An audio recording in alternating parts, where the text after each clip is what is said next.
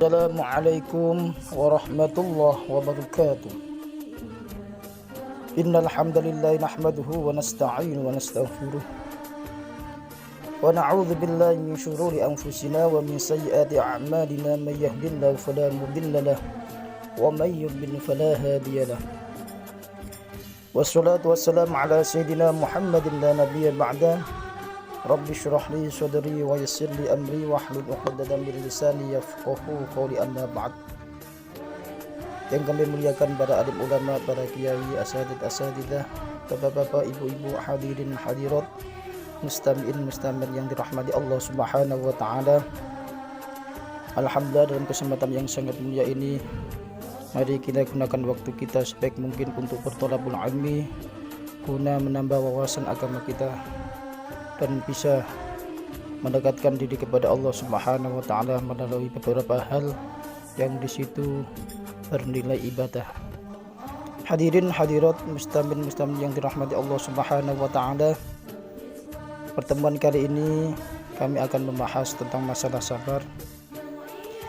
Bahwa yang namanya sabar adalah rela menerima sesuatu yang tidak disenangi dengan rasa ikhlas serta berserah diri kepada Allah Subhanahu wa taala.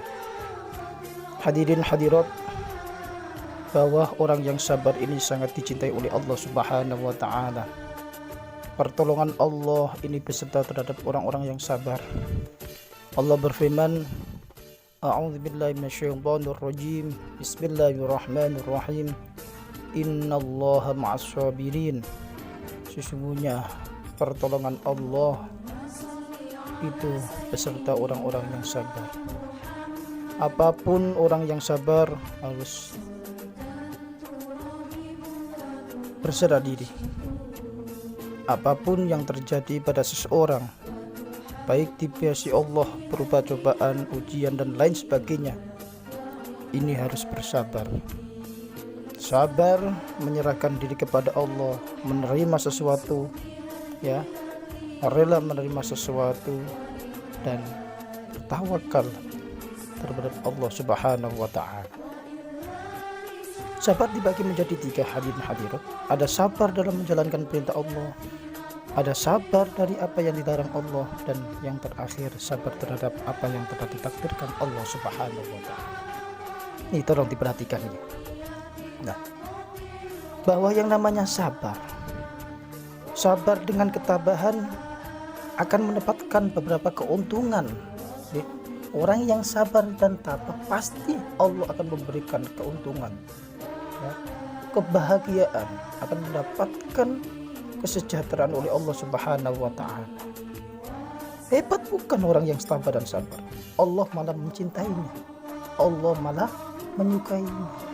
Apapun pertolongan, apapun yang sudah terjadi, pasti Allah akan memberikan hal-hal yang terbaik untuk orang yang tabah dan sabar. Hebat orang yang sabar dan tabah. Maka dengan demikian, marilah kalau kita mendapatkan cobaan dari Allah Subhanahu wa taala, haruslah kita bersabar dan tabah, menerima apa adanya, menerima apa adanya dan pasrahkan semua ini merupakan, ya, ujian dan cobaan dari Allah Subhanahu wa taala. Nah, kalau toh kita sudah sabar dan tabah, lalu bagaimana caranya agar kita selalu tabah dan sabar dalam menghadapi cobaan dari Allah Subhanahu wa taala? Ada beberapa caranya. Yang pertama adalah terima cobaan dari Allah dengan cara ikhlas. Ya. Hati kita ikhlas menerima cobaan dari Allah Subhanahu wa taala. Allah Subhanahu wa taala memberi cobaan pada hambanya tidak akan melebihi dari kemampuan hambanya dalam menerima cobaan itu. Tadi sudah tahu ukurannya. Allah memberikan cobaan pada hambanya tidak akan mungkin melebihi dari kemampuannya. Ya, ini tadi cara-caranya. Bagaimana kita bisa tabah dan sabar dalam menghadapi cobaan? Terima aja cobaan dari Allah Subhanahu wa taala dengan cara ikhlas. Dengan cara ikhlas menerima cobaan dari terima cobaan dari Allah ini, pastilah nanti kita akan tahu, ya, kita akan disayang oleh Allah. Nih caranya. Cara yang kedua, agar kita selalu tabah dan sabar dalam menghadapi cobaan dari Allah, ingat janji Allah Subhanahu wa taala. Ini nomor 2, ingat. Ingat atas janji Allah.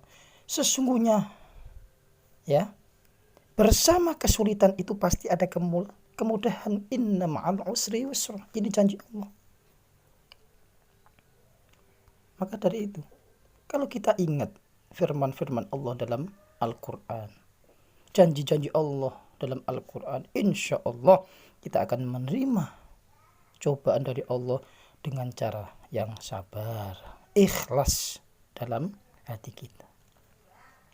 Cara yang ketiga, mengambil hikmah dari cobaan yang menimpa.